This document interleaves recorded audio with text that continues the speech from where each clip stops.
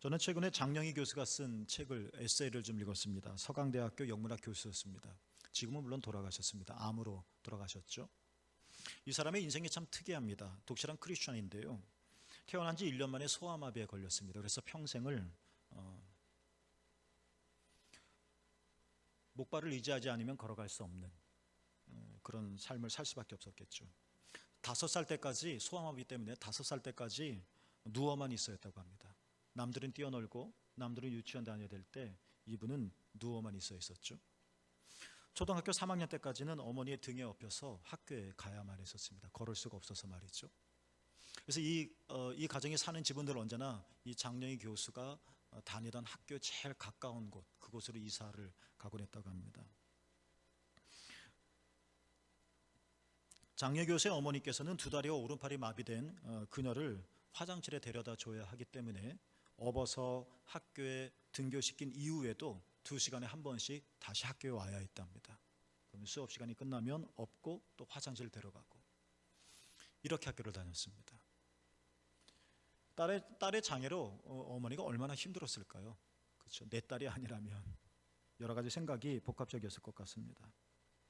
이 한 명 때문에 가정은 얼마나 무거웠을까요? 얼마나 불편했을까요? 오늘날은 많이 좋아졌습니다만 당시에 장애에 대한 극한 혐오가 많았었죠. 차별, 모멸. 장영희 교수 당신 개인이 직접적으로 이런 불편한 감정도 겪어야 했었지만 학교에 아이를 데려다 줄 때마다 또 업어서 하교시킬 때마다 화장실 데리고 갈 때마다 아니면 등교할 때 눈이라도 오고 비라도 오고 그래서 길이 미끄러워지고 그럴 때마다 이 어머니가 장애아를 딸로 둔 어머니로서 겪는 이 모멸감이 매우 많았다고 합니다. 그런데도 어머니는 그녀를 모든 자존심 다 내려놓고 이 마음속에 피가 철철 흐르는 아주 고통 속에서도 자기가 낳은 딸, 자기가 낳은 사랑하는 자녀이기 때문에 끝까지 꾹꾹 참고 아이를 지키고 훌륭하게 성장을 시켰죠. 하나님의 은혜로 장영희 교수는 잘 컸습니다. 또 똑똑했습니다. 아버지도 서울대학교 영문학 교수였었는데요. 서강대학교 영문학 교수가 되어지고 나서 이제 어느 정도 사회적인 안정을 취했을 때 어머니를 회고하면서 이렇게 말을 했다고 합니다. 장애는 곧 죄다. 곧 죄를 의미하는 사회 속에서도 마음속으로 피를 철철 흘려도 당당하고 의연하게 딸을 지킨 그 어머니가 있었기 때문에 오늘의 내가 될 수 있었다. 어머니에 대한 감사의 마음. 너는 장애 아니니까 그냥 특수학교 보내서 그냥 네 상황에 맞춰서 살아. 그럴 수도 있었을 텐데 이놈 자식 네가 왜 장애로 태어났어? 하면서 자신의 삶을 원망할 수도 있었건만 아버지 어머니는 이 아이를 붙들고 계속 기도하면서 아니야 너는 훌륭하다. 너는 똑똑하다. 너는 정말 위대한 일을 할 수 있다면서 많은 어려움이 있음에도 불구하고 일반인들 학교에 정상적인 그런 아이들과 함께 공부할 수 있도록 힘을 불어넣어줬다고 그러죠. 시골에 가면 흔히 볼 수 있는 나무가 하나 있습니다. 느티나무죠. 나무 박사 우종령이라고 하는 분이 계시는데 이분이 느티나무에 대한 새로운 사실을 저에게 알려주었습니다. 우리가 보기에 아주 우랑하고 아주 크고 듬직하고 높고 무성한 이 느티나무인데 사실 이 느티나무 속은 매우 잘 썩는다고 합니다. 하늘소 같은 벌레가 들어가서 작은 구멍이 생기기라도 시작하면 걷잡을 수 없이 그 속이 썩어 들어간다고 하죠. 그래서 마침내 속은 텅 비어있게 되어집니다. 그런데 이 우정용 박사에 의하면 신기하게도 속은 그렇게 썩어져 가는데도 전혀 끄떡도 하지 않고 그 육중한 무게를 버텨내는 그 느티나무를 보면 신기하기 그지없다라고 말을 합니다. 이런 생각을 해보게 됩니다. 그 느티나무처럼 하나님은 겉으로는 하나님이지만 그 속은 우리 때문에 얼마나 속이 썩어 들어가셨을까 하는 생각 말입니다.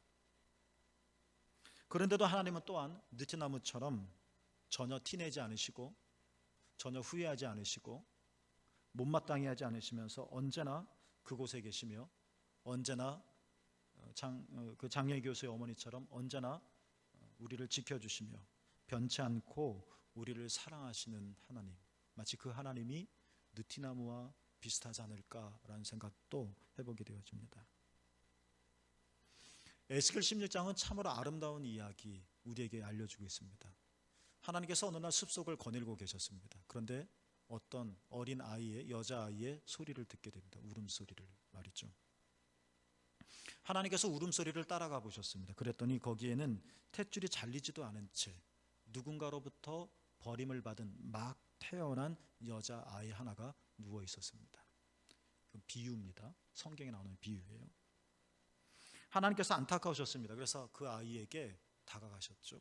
그리고 탯줄을 잘라주었습니다. 핏덩이죠. 물로 닦아주었습니다. 그리고 포대기로 감싸주었습니다.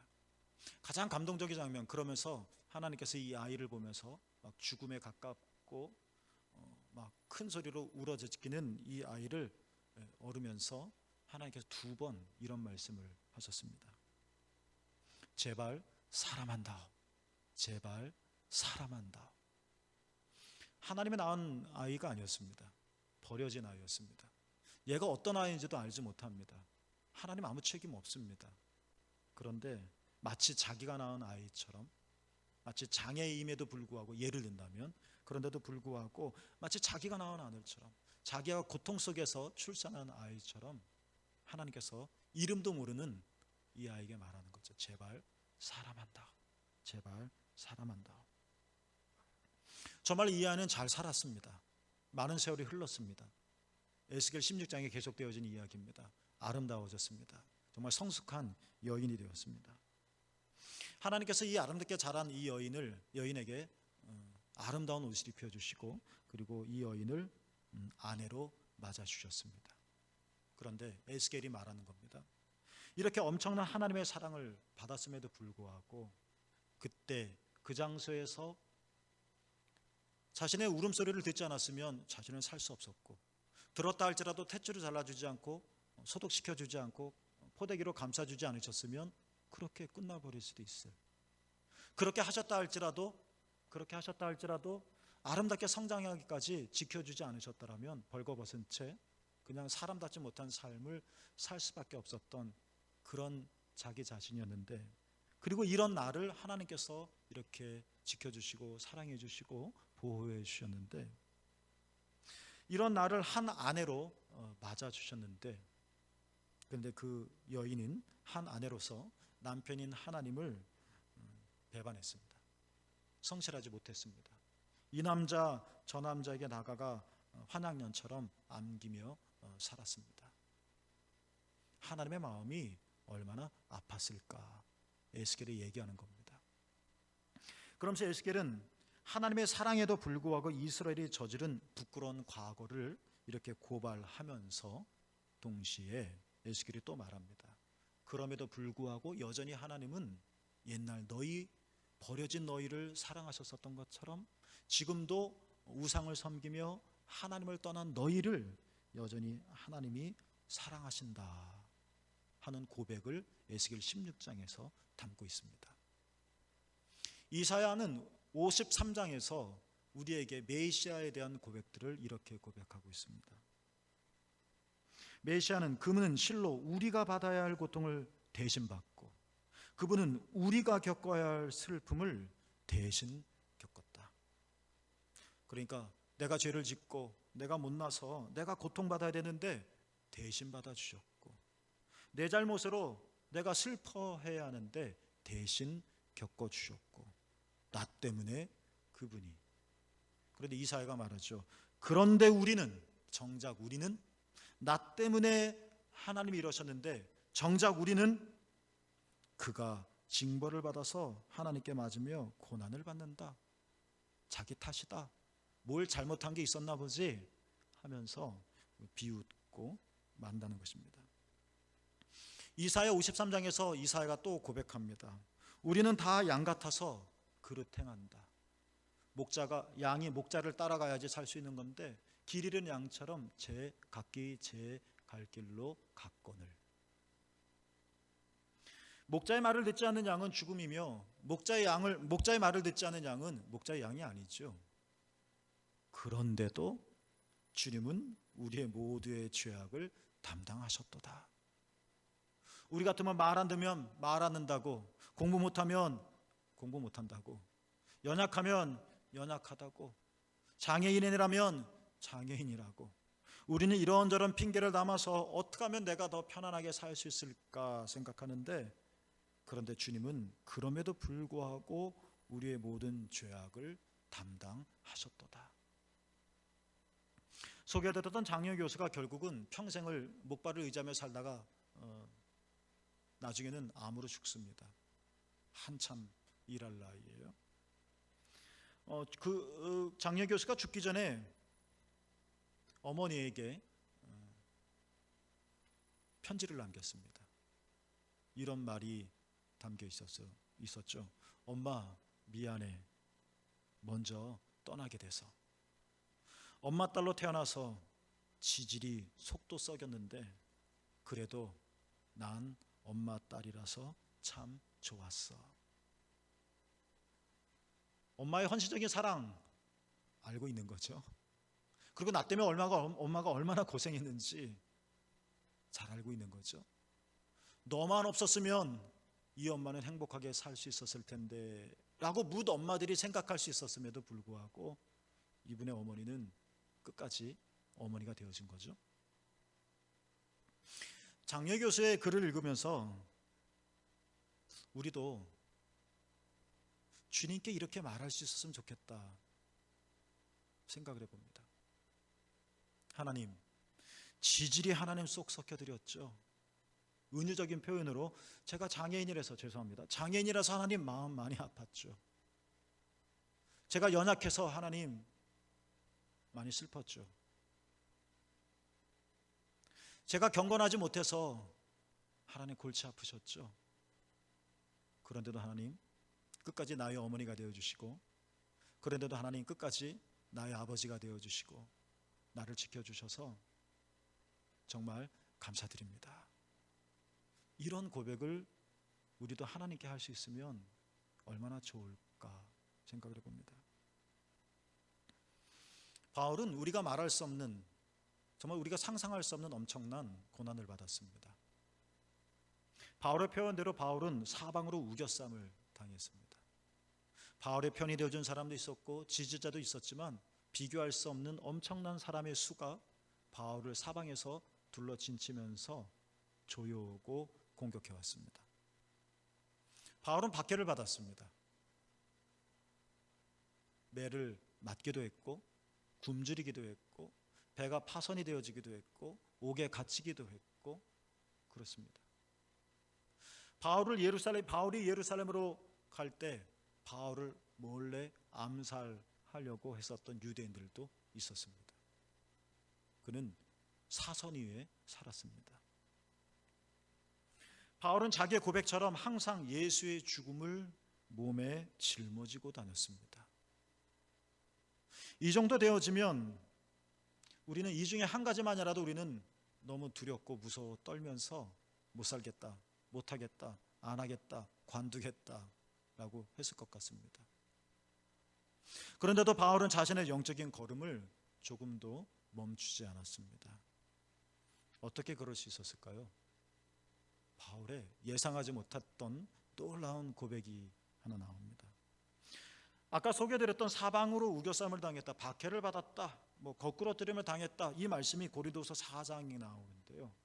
이런 자신의 박해적인 상황을 쭉 나열하면서 고린도서 4장 16절에서 바울이 이런 말을 합니다. 나의 속사람이 날로 새로워진다. 이런 고백을 합니다. 그러니까 겉으로는 고난을 받고 겉으로는 찢어지고 겉으로는 상처기가 나고 겉으로는 아프지만, 그러나 몸에 이런 많은 흔적이 남아있지만 그러나 바울은 아는 겁니다. 그러나 내 속사람은 어떻다? 날로 새로워진다. 오늘 본문 앞절에 13절에 보면 사람들이 바울을 향하여 이렇게 말했어요. 너 미쳤다 라고 말합니다. 친한 친구들끼리 장난삼아 농담으로 하는 말이 아닙니다. 더더구나 사람들은 바울이 어떤 인물인지를 잘 압니다. 그의 가문이 어떤지, 그의 학문이 어떤지, 그의 지적인 수준이 어떤지, 그의 종교적인 상태는 얼마나 위대한지, 율법에는 흠이 없었으며 히브리인 중에 히브리인이며 베냐민 지파며 태어난 지 8일 만에 할례를 받았으며 정말 완벽했습니다. 사람들이 다 압니다.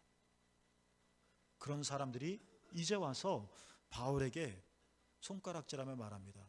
저거 미쳤어. 조롱입니다. 모멸입니다. 가문을 망신시키는 겁니다. 내 인생 전체를 송두리째 뽑아버리는 그런 말입니다. 바울이 미쳤어 혀를 차며 말합니다. 열심히 하나님을 향하여 나가는데, 열심히 주의 복음을 전하는데 기껏 우리가 듣는 말이 미쳤어 저거 미쳤어, 이런 말을 들으면 힘이 쭉 빠집니다. 뭐야 하나님, 기분 나빠서 안 할래요. 그럴 수 있습니다. 내가 하나님만을 위해 산다고 하지 않았습니까? 그런데 왜 이런 말을 들어야 되는 거죠? 낙심합니다. 한숨이 길게 나옵니다. 사람들마다 손가락질하며 바울이 미쳤지 할 때, 그런데 놀랍게 바울은 오히려 이런 고백을 합니다. 그리스도의 사랑이 우리를 강권하시는도다. 따라 볼까요? 그리스도의 사랑이 나를 강권하시는도다. 사람들은 죽이고, 사람들은 협박하고, 사람들은 위협하며, 사람들은 포위하고, 사람들은 넘어뜨리고, 사람들은 미쳤다고 조롱하고, 그래서 내 속사람을 갈갈이 찢어먹고, 내 영혼은 날마다 연약하게 만들고, 내 의지를 꺾어버리고, 희망을 어둡게 만들고, 이쯤 되면 그만두겠지, 이쯤 되면 걸음을 멈춰야지, 이쯤 되면 돌아가야지, 포기해야지. 사람들이 그런 오만한 생각을 가지고 있을 때 바울은 말합니다. 아니야, 그리스도의 사랑이 나를 강권하시는도다. 바울은 우리와 DNA가 확연하게 다른 인물이 아닙니다. 물론 그가 우리보다 더 탁월한 부분이 있을 것이기도 합니다. 예를 들어 타고난 종교성이 우리보다 더 강하다거나, 진리에 대한 이해의 폭이 우리보다 더 넓다거나, 뭐 그럴 수는 있을 겁니다. 그러나 그도 똑같은 인간입니다. 그리고 그 당시에 예수를 믿는다는 것은 지금 이 시대를 살아가는 우리는 상상할 수 없습니다. 얼마나 힘든 일인지. 이렇게 예수 믿는 그 자체도 부끄러운 사회적인 분위기인데 사람들이 미쳤어 라는 말을 들을 땐 진짜 다 그만두고 싶습니다. 그런데 바울은 정반대의 태도를 보입니다. 그리스도의 사랑이 나를 강권하시는도다. 어떤 사랑입니까? 나 같은 죄인을 하나님께서 그리스도의 십자가의 은혜로 용서하시고 사랑해 주시고 하나님의 자녀로 삼아 주셨다는 이 놀라운 사랑에 대한 확신, 그 믿음에 대한 고백들, 이것이 바울 안에 여전히 있는 것입니다. 이것이 속사람이 날로 새로워진다, 이것입니다. 사람들은 여전히 손가락질하며 결국은 바울은 죽었습니다. 그렇게 바울은 한 번도 대중들의 환호를 받아보지도 못했습니다. 그렇게 예수님도 마찬가지였습니다. 그 정도면 우리는 유예하거나 그 정도면 우리는 유보하거나 우리는 뒤로 미루거나 포기하거나 그렇지만 예수님도 예루살렘 가는 길을 멈추지 않았고 바울도 예수님과 똑같이 로마로 가는 길을 멈추지 않았으며 오히려 이렇게 말합니다. 나의 속사람은 날로 새로워지고 있다. 그리스도의 사랑이 나를 강권하시는도다. 하나님은 여러분을 사랑하십니다. 이 역사적인 사실이 중요한 것이 아니라 그 사랑이 경험되어지기를 축복합니다. 그냥 찔끔 빨대로 음료수를 빨아먹을 정도의 그런 것이 아니라 부어지기를 원합니다. 속사람이 새로워지기를 원합니다. 그리스도의 사랑이 표준세 번역에 휘어잡기를 원합니다. 그러면 우리는 여전히 앞으로 나아갈 수 있습니다. 그러면 우리는 여전히 큰 바위가 내 앞을 가로막고 있다 할지라도, 건너뛸 수 없는 넓은 시내가 우리 앞을 막는다 할지라도 우리는 광야를 지나 가나안에까지 이를 수 있게 되어집니다. 강아지똥, 유명한 동화죠. 권정생 선생이 지은 유명한 동화입니다. 강아지똥은 유명하지만 사실 권정생 선생의 한 인간으로서의 삶은 그다지 유명하지 않습니다. 그다지 다복하지도 않습니다. 몸이 약했습니다. 언제 죽음을 겪게 될지 몰랐습니다. 가난했습니다. 집도 없었습니다. 교회 한 구퉁이에서 살 수밖에 없습니다. 미안했습니다. 그래서 교회 종을 치겠다라고 말을 했습니다. 그래서 평생 교회 종치며 살았습니다. 아동 문학가로서 작품이 몇 개 성공해서 돈도 벌었을 법한데 그의 삶은 여전히 교회 종치며 살았습니다. 하나님과 함께. 어느 날이었습니다. 아이들이 몰려들어와 권정생 선생에게 물었습니다. 집사님, 밤에 혼자 있으면 무섭지 않아요? 그랬더니 권정생 선생이 그 꼬마들에게 이렇게 대답했다고 합니다. 아니야, 무섭지 않아. 왜냐하면 나는 혼자가 아니기 때문이지. 내가 가운데 누우면 오른쪽엔 하나님이 누우시고 왼쪽엔 예수님이 누워 계셔. 나 꼭 붙어 잔단다. 정말 동화 작가 같은 대답을 했습니다. 여러분, 이것이 동화 이야기가 아니라, 이것이 소설 이야기가 아니라 내 삶이 교회 구퉁이 초라한 창고 같은 집이라 할지라도, 내 몸이 붙어 있을 만한 어떤 다른 사람이 주변에 없다 할지라도, 내가 평생 교회 종이나 치는 사람으로 혹 산다 할지라도 두려움이 없고 낙심함이 없고 평강 가운데 살 수 있는 것은 오른쪽엔 하나님이 누워 계시고 왼쪽엔 예수님이 누워 계셔서 꼭 붙어 잔다 하는 살아있는 생생한 내적인 체험. 바울은 그것을 이렇게 말한 겁니다. 그리스도의 사랑이 나를 강권하시는도다. 따라볼까요? 그리스도의 사랑이 나를 강권하시는도다. 이스라엘 백성이 숨가쁘게 애굽을 빠져나왔습니다. 정신이 없었습니다. 장난이 아니었었죠. 바로가 가만히 놔뒀겠습니까? 아니나 다를까 도망가는 이스라엘 사람들을 쫓아옵니다. 잡히면 끝입니다. 광야고 가나안이고 의미 없습니다. 바로의 칼에 죽으니까요. 그날은 또 밤이었습니다. 앞이 안 보입니다. 훤한 대낮에 탈출하는 것도 위험한데 밤입니다. 제가 갈 길을 제로 가를 수 있을까요? 이 깜깜한 밤에 걸려 넘어지지 않을까요? 어디가 동이고 어디가 남이고 분별을 못하는 이 깜깜한 밤에 제대로 탈출할 수 있을까요? 깜깜한 밤에 갑자기 창이 코끝으로 날아오는 것은 아닐까요? 밤입니다. 두려웠습니다. 앞이 안 보이니까.